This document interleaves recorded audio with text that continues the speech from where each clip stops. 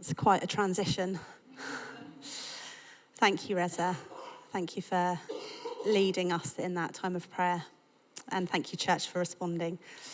I was just blown away this morning thinking about how this man, Jesus, that we all woke up to talk about, sing about, hear the words of, is very much in our hearts and minds 2,000 years after he lived and walked on earth. I just think it's amazing. I think because I grew up in a Christian family and I've known about the name of Jesus for so long, you kind of have these moments where you realise just how incredible it is that we are part of something that's 2,000 years old and it's still growing. And I just think, how can it be that one man was able to start a movement that would not only exist in his lifetime, but multiply globally with no sign of stopping for over 2,000 years? There is nothing in all of history that has a legacy as profoundly impactful than the life and mission of Jesus. Nothing compares or can stand up to the claims and the power of Jesus. And we're seeing that, and we're hearing stories week after week of the testimony of Jesus bringing freedom and healing. Every social boundary that man established, Jesus crossed. He is a man of justice, gentleness, social reform, integrity, inclusion, welcome, restoration, invitation, hope, adventure, encouragement, and a friend that is yet to be rivaled. He healed a lot of people. In the Bible, we read stories about the blind, their sight being restored. Those that were paralyzed having full mobility of their limbs once more, all the way through to freeing tormented minds. Jesus raised the dead. He literally called the dead back to life. And he especially defended those who others had given up on. He showed compassion and great wisdom when releasing people from shame. Who wouldn't want to live in a place where the influence of Jesus permeates through every part of our lives? If you're hearing about Jesus for the first time today, I hope you leave wanting to know more about him. And we have lots of Bibles that we want to give away. So if you want to take a Bible with you, before you leave, just speak to one of the host team. They're wearing yellow lanyards, which is really difficult to say. And they can just show you where you can read about Jesus. It's a big book, but there's sections where you can hear about the life of Jesus and the miracles that he performed. And we want to give you a book so you can go home and read that in your own time. But as you do so, you'll discover how much Jesus really likes communities. He cares so much about the welfare of people in villages, towns, cities, and nations. He's particularly interested in the reputations of society and how justice and equality shape or restrict communities. Where we live and who we live among matter really deeply to Jesus. It might not matter to us who lives 4 doors down, but Jesus sees his church walking amongst communities every single day. Some of us are hurried and agenda-driven with our heads down, maybe our phones out. Some of us are more slow, perhaps we're curious about what's going on in our neighbourhoods. Some of us are just distracted completely. Some respond to needs quickly, while others walk past the house 4 doors down and have no idea that perhaps there's a 22-year-old man who's chronically lonely and just awaiting connection. Jesus cares an awful lot about the roads that we live on, the places where we make our money and how we spend our money. And this morning I want to talk about the vision of Farnham Vineyard, which is, I'll show you in a minute. We want people to get to know Jesus and to grow in their understanding and experience of his kindness. Over the next 4 years, we hope to see further evidence of the power and presence of Jesus in Farnham and the surrounding communities. So this is our vision here. Communities transformed for good by the power and presence of Jesus, because he really, really cares about the places where we live. How can we achieve this? The Bible holds all the answers and all the wisdom. The book, there's a book in the back of the Bible written, it's called the Book of Matthew. And in Matthew, we can hear about the life of Jesus. And in Matthew, we can also hear about how we can go about transforming our communities to be places I described earlier on. I want to credit a man called Stuart Bell, who's a pastor in Lincoln, for some of the ideas that he's put together around community transformation. And I'm going to just be focusing on 5 points. So this is, if you like, the how and why of our vision. So to transform communities, we must, Farnham Vineyard, encourage friendships. Matthew 5 verse 13 says, "You are the salt of the earth." We're not in the business of building a huge megachurch. That's not who we are. It's not what we're about. And we're certainly not about being a church where we hide behind the doors and behind the walls. We read in the Bible that there is a very compelling call for us to go, to move out of the pews or chairs in our case and into the places where the distinctiveness of Jesus can be shared. And so Jesus uses salt, which is a very common known item used the world over, to help us understand the impact that we can have in any given moment with any group of people. Like salt, we are to enhance the places and the people that we live amongst. We're to be distinctive in our nature. We're to draw out the very best in people and in our communities. We're to draw out the goodness, just like salt flavors and enhances food. Like salt, we are also to preserve what is good, the best bits of society. How many of us have heard the saying, "Oh, they're a real salt of the earth type"? Have you heard that saying before? It is a compliment. It's the very best of ordinary people. I kind of feel like if I could win a prize for anything, I'd quite like to win that prize. I'd quite like to be the best of ordinary people. Someone quite ordinary who is distinctively good, honest, reliable, and kind. Someone you'd miss if they moved away. Like the absence of salt in a packet of crisps. That would be quite bland. I love what Nick and Soph have brought to the church in the shape of work-based prayer, gathering people to pray about the places where they work, to pray and to seek God's wisdom for some of the tricky solutions that might be happening in the workplace, but also to encourage one another to be the salt, to be the distinctiveness of the kingdom in the places where we work.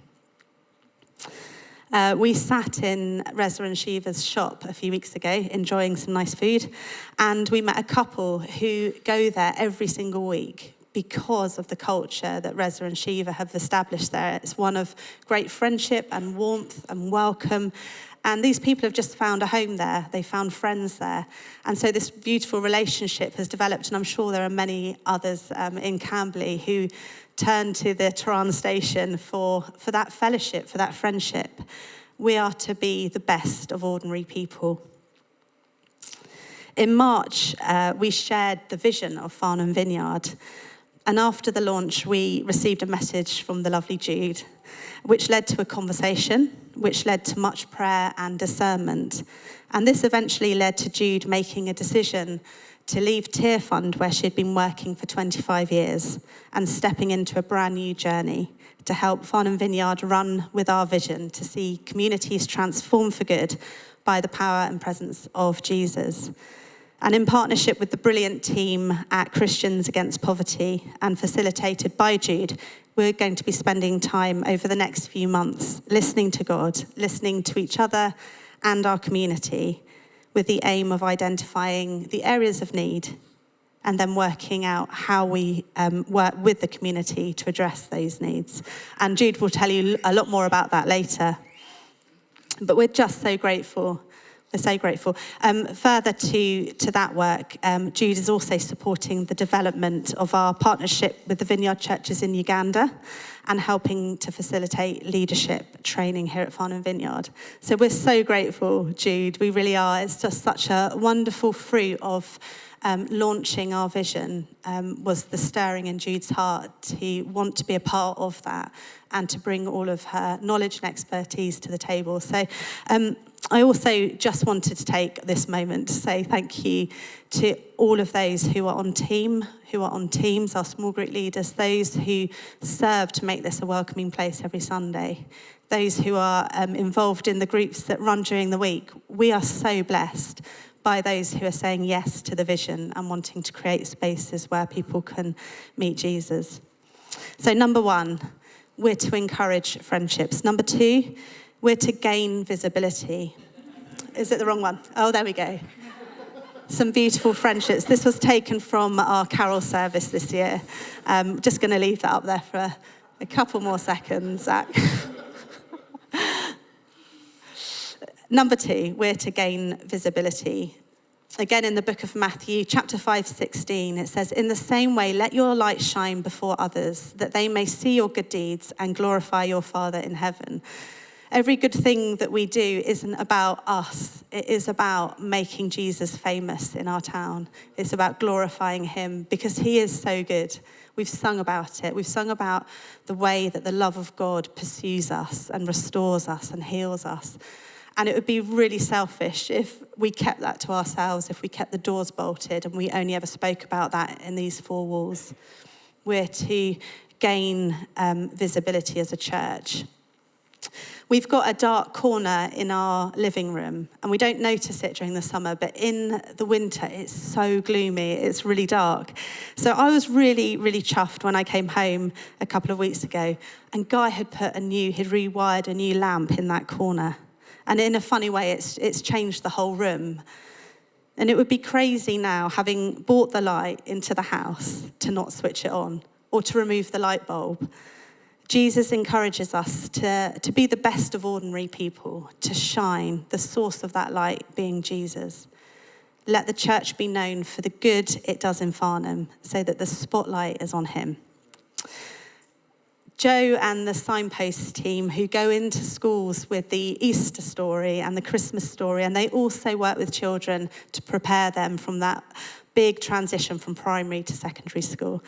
That team, just in this last year, have taken the light of Jesus into 10 schools across Farnham, reaching over 1,700 children with the good news, with the light. Isn't that amazing? We have trained 3 coaches this year who have been meeting every week with their respective coach children. The consistency of turning up, extending kindness and understanding has made a very, very positive impact in the lives of those children. And we're very excited about growing that team of coaches. So if that's something you're interested in, do speak to Dagmar, who's over here. Joe is upstairs in the crash room, or speak to myself and we can give you some more information about that. We want to gain visibility, to let the light of Jesus shine before others. Some of us were at the baptism service last week. It was such a joy, wasn't it, to see the building crammed with people celebrating faith. And I loved what Lisa was saying. I did see Lisa come in. I loved what you were saying, Lisa, about your hopes for the future is to be able to share the Bible with other people. And I love that. And as I was writing this talk, I could see you just going about your work with a few people that wouldn't leave you alone because they were wanting to know the light within you and where it came from, and wanting to know more about Jesus. So we are praying for you for that dream of sharing the Bible with other people. I also really appreciated Ewan and Jesse's friends who came to that baptism. Such good friends wanting to be there for the boys. These moments are so special for us as a church, such amazing times of celebration.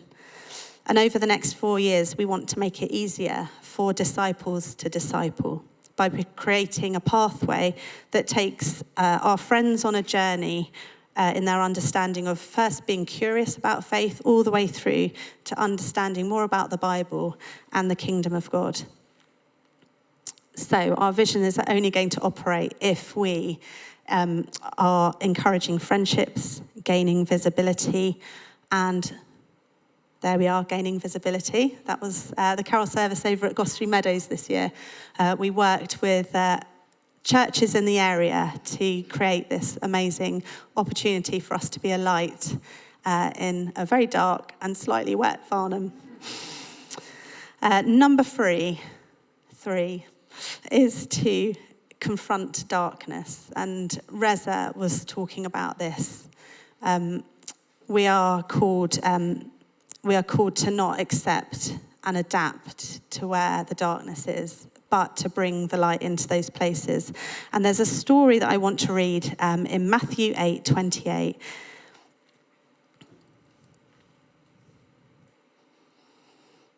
So when Jesus arrived on the other side in the region of the Gadarenes, 2 demon-possessed men coming from the tombs met him. They were so violent that no one could pass that way. "What do you want with us, Son of God?" they shouted. "Have you come here to torture us before the appointed time?" Some distance from them, a large herd of pigs was feeding. The demons begged Jesus, "If you drive us out, send us into the herd of pigs." And Jesus said to them, "Go." So they came out of the men and went into the pigs, and the whole herd rushed down the steep bank and into the lake and died in the water. One word, go, and the demons obeyed the voice of Jesus. These 2 men, I was just thinking about this story, they must have endured such torment and such isolation and loneliness and hatred. The people living in that town, they were scared to go near, and they would have taught their children, don't go near the men, don't go near the tombs, don't go where it's dark. They accepted the darkness and they adapted to it. They would have changed their behavior and even their journeys from A to B. Jesus is not calling us to accept and adapt to the things in our town, in our nation, in the nations that bring separation and fear. He calls us to confront it. I love that with just one very small word, Jesus frees those men of every demonic power.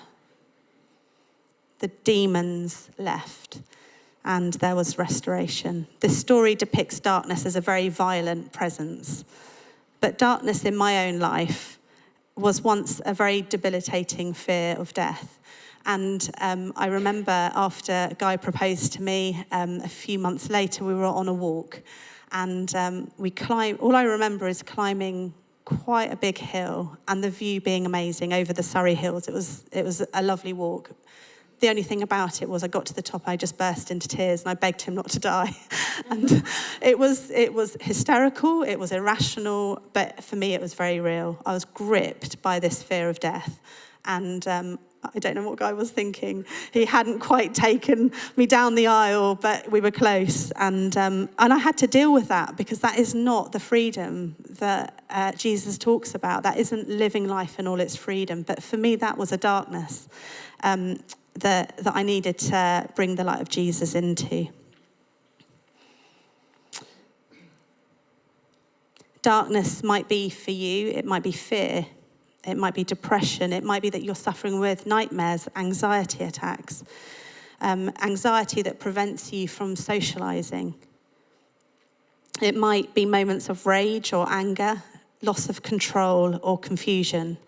And we want everyone in the church to grow in the freedom that only Jesus brings. We're not talking, when we talk about confronting darkness, it isn't the very, very, very dark places of the town that we're fearing and we don't want to go to. It's looking at what is not right in this church, what is not right in our own lives. Where do we want the light of Jesus to set us free?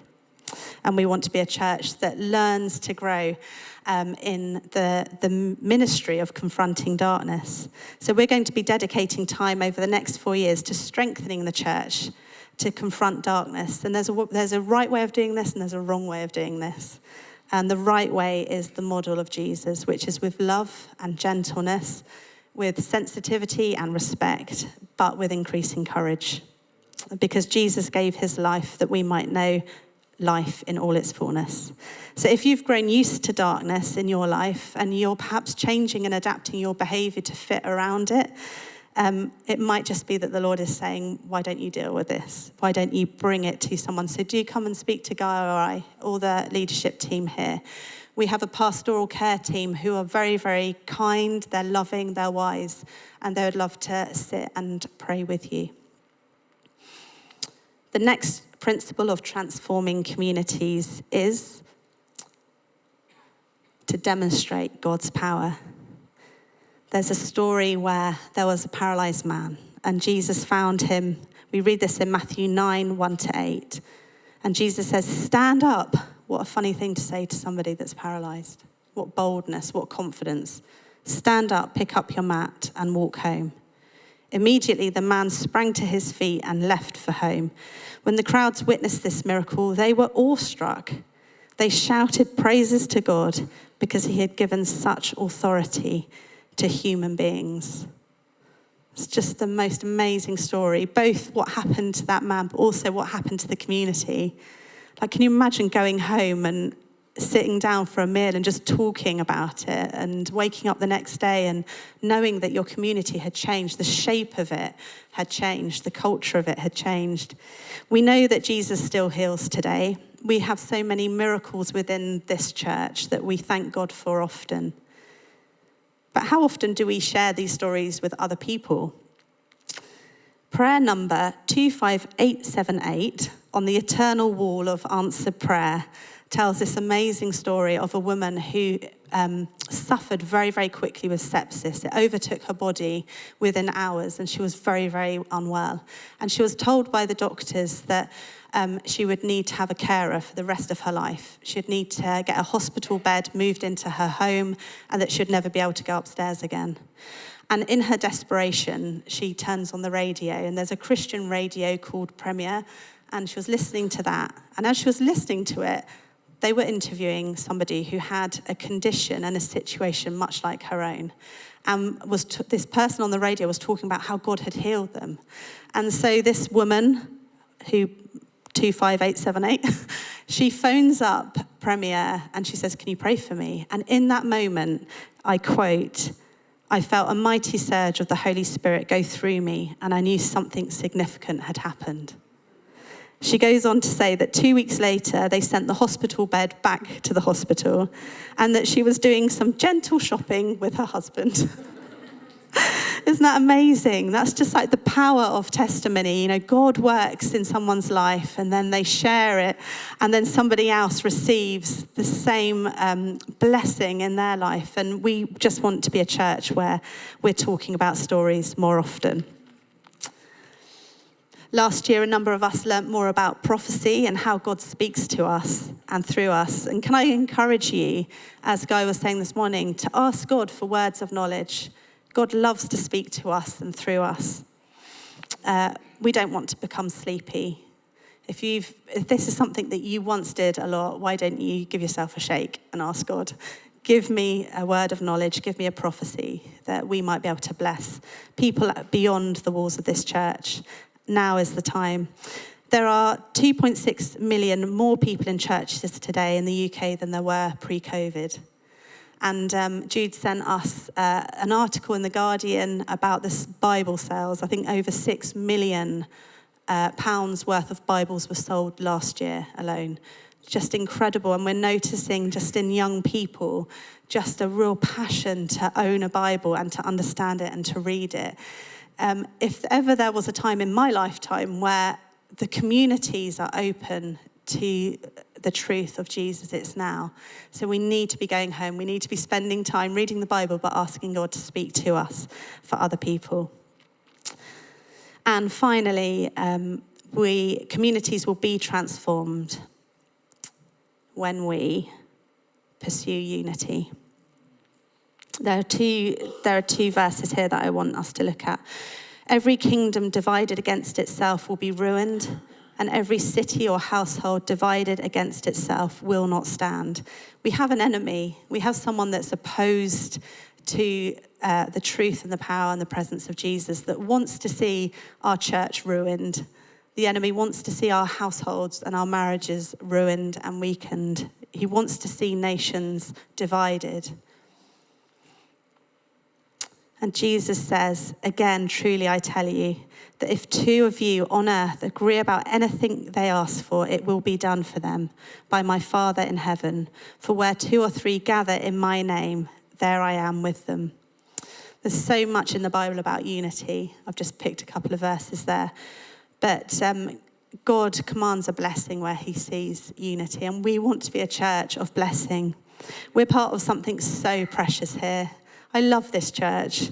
I really love it. When the church seeks forgiveness over offence, curiosity over judgment, love over hostility, patience over dismissal, it really is a treasure. Yes. And we are all human. We're all human. We will frustrate one another. We'll hurt one another. We might overlook the needs of people in this church. But if there is tension, if there's unforgiveness or hostility between you and someone else in this building, in this church community, we'd love to encourage you to seek to resolve that, to forgive and release and to find peace in that friendship. It says in Romans 12:18, if it is possible, as far as it depends on you, live at peace with everyone. We want to be a beautiful, reliable light in Farnham. I think that's the key. We want to be consistent and reliable as a church, as a community. We don't want to be a flickering and faltering glow that is kind of shines 1 minute and then it just grows dim. We want to be a church that is under the blessing of God. And so we need to really care deeply about what is happening within the church and responding quickly to where there's friction or hostility. This picture here, it shows a prayer meeting, and in that room were a number of leaders from churches across Farnham. And this, for us, is a really precious testimony of working together with churches across Farnham. We don't agree on everything. There's many things in terms of theology and how church looks and so on that we don't agree on, but we do agree on the main and the plain and person of Jesus and the love and the impact that the power of Jesus has in communities. So we really celebrate this. We celebrate the churches in Farnham. They're doing a great work, and we want to continue to see what God does through us. That's the talk.